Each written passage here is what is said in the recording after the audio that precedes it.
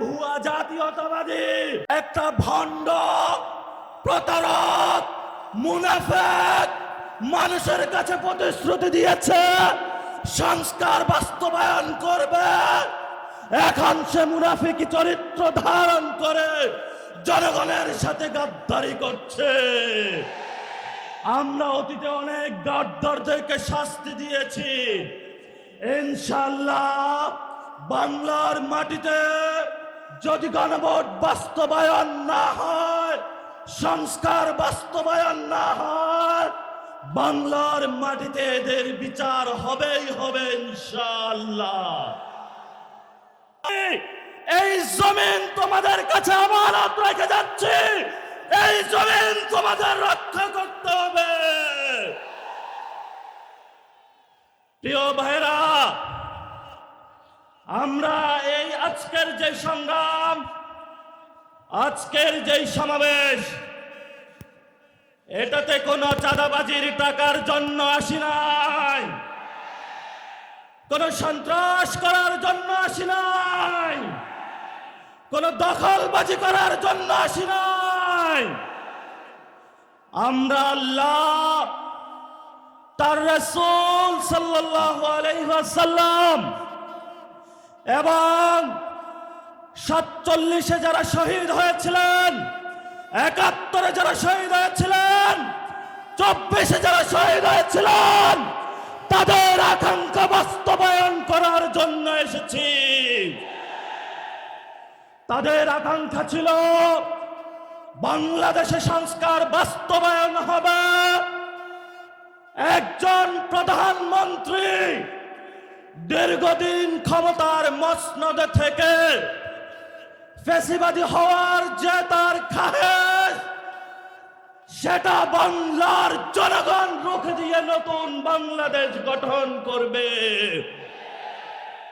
অসংখ্য ভাইয়ের এখনো পায়ে গুলির বুলেট লেগে রয়েছে, কারো হাত নাই, অনেক মা সন্তান হারিয়েছে, অনেক বাবা সন্তান হারিয়েছে।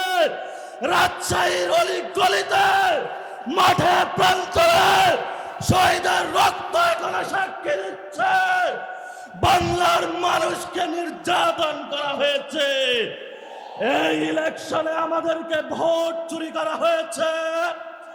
আমরা বাংলাদেশের স্বার্থের জন্য চুপ থেকেছি, কিন্তু আগামী লোকাল গভর্নমেন্টে শহীদ জিয়ার সন্তান তারেক রহমানকে হুঁশিয়ার করে দিচ্ছে, যদি ব্যালটের উপরে কোনো হাত বসানো হয়, সেই হাত আমরা ভেঙে চুরমার করে দেব। আমরা ধৈর্য ধারণ করছি, ধৈর্যের বাঁধ ভাঙবেন না।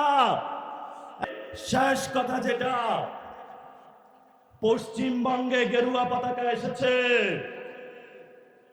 আমরা এখানে আছি ইনশাআল্লাহ প্রস্তুত। সবাই প্রস্তুত আছেন? হাত তুলে সবাই দেখান, সবাই প্রস্তুত আছেন? বাংলাদেশের মুসলমানরা কাউকে ভয় পায়? আমরা কাকে ভয় পাই? আমরা একমাত্র আল্লাহকে ছাড়া কাউকে ভয় পাই না। অসংখ্য শহীদ আমাদের সামনে আছে, শহীদ হব, জান্নাতের বুকে ঘুরে বেড়াবো তোমাদের জন্য। তোমাদের মতো 2 টাকার মতো আমাদের জীবনের মূল্য না। শেখ হাসিনাকে নিয়ে আসবো এই দেশে, ফাঁসির কাষ্ঠে ঝুলাবো।